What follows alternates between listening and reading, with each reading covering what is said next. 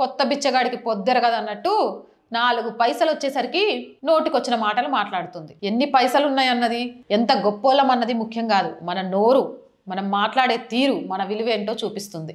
నేను యాంకర్ శివజ్యోతి గురించి 7 శనివారాల వ్రతం గురించి చెప్పి ఆమె సనాతన హైందవ ధర్మానికి ఇస్తున్న విలువ చూసినప్పుడు అబ్బా భలే చెప్పింది అనిపించింది. కానీ అంతలోనే నోటిదుల అనేది ఒక మనిషి ఆ విజ్ఞత ఎంత కోల్పోయేలాగా చేస్తుందని మరొకసారి నిరూపించుకొని తీవ్ర విమర్శల పాలవుతుంది.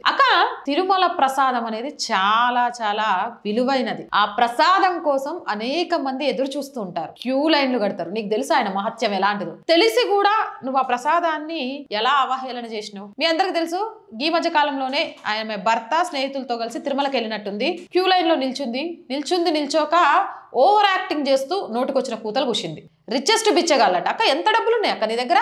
ఎన్ని కోట్లు ఉన్నాయి? స్వామి ప్రసాదం బిచ్చగాళ్ళు తీసుకుంటున్నట్ట.